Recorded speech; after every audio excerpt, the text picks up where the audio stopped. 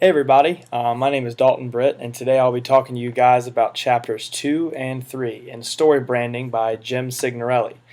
If you go to the next slide, we start off in chapter 2 where we talk about what exactly stories are. Stories aren't really anything new. We've been telling stories really since we've been born. The topic of storytelling in the advertising world is one of the most popular and searched subjects in the internet today. It's caused a lot of online traffic with experts and people in the strategic communications field of this new strategy of telling stories.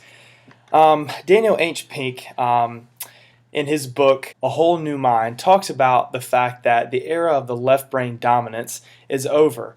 Machines do most of that work nowadays, and the right brain, which is the area of creativity, empathy, and inventiveness, that's taking over nowadays.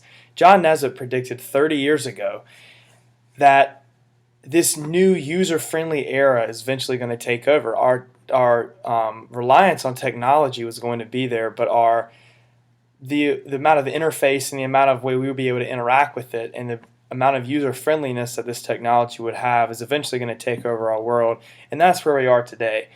What stories do is they invite us to think and feel for ourselves, and that we don't have to rely on people to always tell us what to feel. That's more traditional media and traditional advertising. Nowadays, stories can invite us to create our own ending and create our own themes and kind of give us a feel or invite us to kind of let the story tell us what we want it to tell us. If you go to the next slide, it talks about stories and their relationship with branding. Annette Simmons, the author of The Story Factor, talks about clothing truth. And this is one of the most important topics of this chapter and really the entire book. What it does is it talks about wrapping a product and a truth in themes and causes that they represent so that the audience is more welcoming to be susceptible to adhere to all the things that the company is telling us. For example, Harley Davidson and their theme of freedom. Harley Davidson doesn't come out and tell you to feel free. What they do is they show it in their commercials, in their graphics, and you get the sense with Harley Davidson you feel free and you come to that on your own. North Face and exploration. I can't tell you growing up how many North Face jackets just to me came out of nowhere, and it was because of the fact that North Face doesn't come out and tell you to feel like you want to go explore. It's a brand that they clothe in this truth and in this theme that you come to realization on your own, and that's why it was so effective with me and my parents and target audiences of that, because they came to it on their own. I live in I am from probably one of the flattest areas in the world in Greenville, North Carolina. I mean, it doesn't get any flatter. So it didn't make any sense why people were wearing a North Face brand, which is meant for exploring and climbing and going hiking. And there's none of that where I'm from. And so to me, looking back now on what I know, it really speaks to the truth of how effective North Face was in clothing their truth in different themes that we didn't even realize we were adhering to. Another thing that this does in clothing this truth is it results in buyers becoming believers and evangelizing their brands, like bumper stickers, T-shirts. When you all look in your closets and you see the kind of brands that you're wearing or you have on your cars, you didn't do that because the brand told you to. You did that on your own, and it's similar to what brands are doing with storytelling is they let you make your own ending, and that's why it's so effective. What this relationship does between stories and branding is it creates a loyalty, and it creates an empowered audience that lets them think and feel for themselves rather than be told what to do. If you go to the next slide, this is the outline on story branding versus storytelling. While they have a relationship with each other, they're two completely different things, and they can't be misunderstood. Story branding is the use of the storytelling for strategic reasons to be able to build a brand's appeal. And storytelling is just simply the act of telling of the stories. Later we'll go into exactly what kind of stories that an advertising agency needs to be selling or telling. The first step in the whole process is to figure out what exactly makes a good story, what exactly a story is. And if you go to the next slide, it starts in chapter 3 when chapter 3 talks about exactly what defines a story and what defines a good story. This quote by Brené Brown, found on page 27 of the textbook, really, really hit me when kind of describing what a story is. Because story is one of those things that, the book talks about how I think the author said there was almost 87 definitions that he found of the term story, but this quote says maybe stories are just data with a soul. And if you think about that for a minute, it really is a great snapshot of what a story really is and the role that it should play in the marketplace and an advertising agency. And an effective brands should also have a soul. It shouldn't be just about a relationship between the company and its products. It should be a relationship between the company and its products wrapped in a theme delivered to the customer so they can interpret their own meaning. Kendall Haven, the author of the book Story Proof, came up with this definition that a narrative is about a character who overcomes an obstacle to achieve some important goal. And the author of our textbook of story branding, Jim Signorelli, edits that definition to do dealing with an obstacle because it doesn't always end well.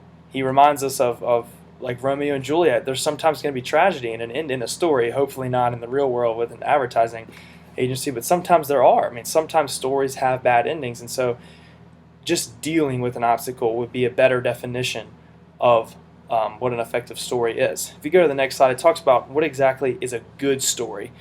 Just because you're telling a story doesn't always make it good or effective. The biggest point in this section is that we are the artists of our own good stories. And good is subjective. What is a good story for some may not always be good for others, but there are a good baseline. In my life, like with a baseball swing, a lot of people say, you can't teach a perfect baseball swing. Everyone's different. And if you watch any Major League Baseball game, most swings are going to be different. Their starting are going to be different. How they finish is going to be a little bit different, but there are always going to be a few basic guidelines to a good baseball swing, and that's very similar with a story.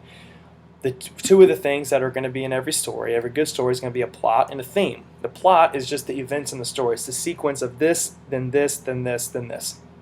The theme is going to be the total meaning of that story. The meaning of that story is going to be dependent upon the plot. The plot is going to be dependent upon the theme. They have a relationship with each other. We have to be able to make sense of a plot and associate a meaning. And the themes we gather are always going to be subjective, and they should not have to be explained to us, or the story isn't good. It's in the book. The author talks about this would be like a comedian explaining why his joke is funny. That's almost funny in itself that the comedians do that in the first place, because that wouldn't make any sense.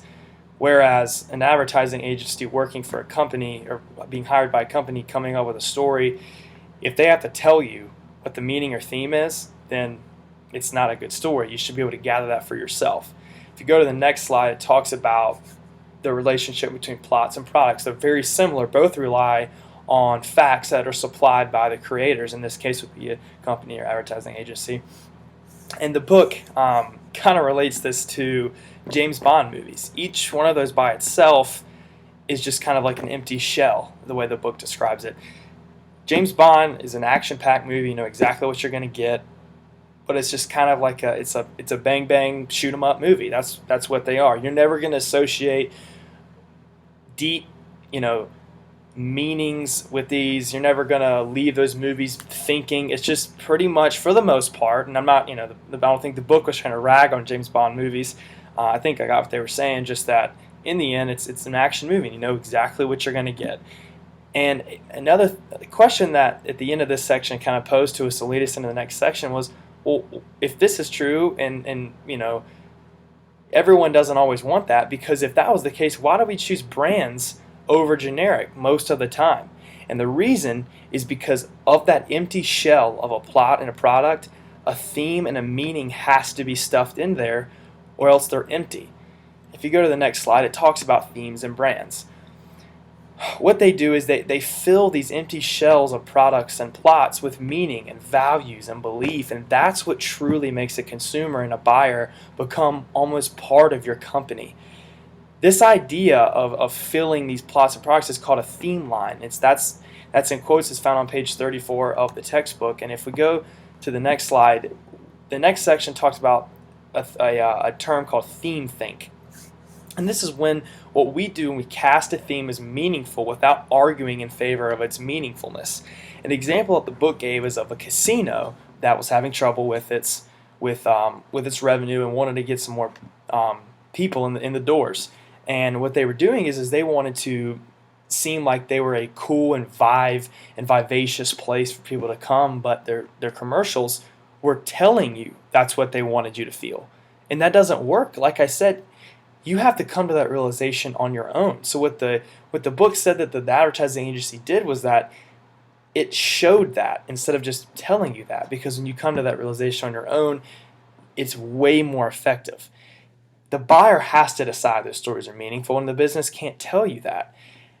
Hannah Arendt is a German philosopher, and she has a quote here at the bottom. It says, "Storytelling reveals meaning without committing the error of defining it." Storytelling isn't telling you a story and saying, okay, these are the themes, and this is why they are funny, sad, whatever the feeling that is associated with them are. They shouldn't tell you that. You should be able to come to that on your own.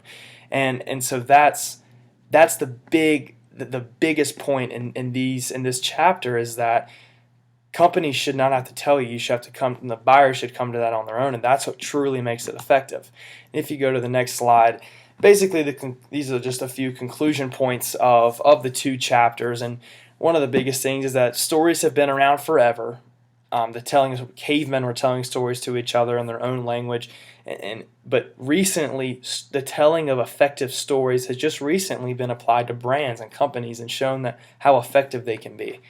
And these effective stories, the ones that stand out above all the rest, they have a deeper meaning, and these are called themes. And without a theme, your stories are empty shells. They're good. They may draw a few people in because stories are contagious, but without anything to fill them, they're worthless. Themes and brands are at their best when they work together and they access beliefs and values that the target audience already adheres to, not giving them new ones. This makes the audience not have to work hard. We live in a lazy world. I had a professor one time, his name was Stuart Schwartz, for Liberty, and I had him twice, and he always used to say, people are lazy most of the time. They don't want to have to be told to believe something new. They just want to have to connect with something that they already feel. And in closing, this quote by Seth Godin, the author of All Marketers Are Liars, sums up these 2 chapters very well. It says, "The best stories don't teach people anything new. Instead, the best stories agree with what the audience already believes and makes the members of the audience feel smart and secure and reminded that they were right in the first place." So this leaves me with a question for you guys. My question is, if I were to see your cars or look in your closets, what are some of the brands that I would see? And I want you guys to pick one of those brands, and I want you to tell me, out of all those brands, what is the story that you connected to the most? And if there's one that stands out above the rest, go into detail about why you really feel that way. For me, I'll use myself as an example. I'll answer my own question. For me, I have a chain with a lanyard and a hat of Brantley Gilbert, the country singer. Now, I know not all of his songs are the most appropriate things in the world, but his brand has done so much for veterans, and his theme and his story and his meaning has had so much effect on me and my life, and donating to his charities, that I've bought his stuff on my own because of the fact that he didn't come out and tell me how to feel. He didn't say, "Hey, you need to pay attention to veterans. You need to feel good about where you come from. You need to make sure that you're always bowing down to the Lord and asking forgiveness for your sins." He didn't have to tell me that. I feel that through his music, through his actions, and through his brand. And so that's kind of what that's a good example of something that I kind of asking you guys to. So feel free to comment, and I look forward to the discussion. Thanks.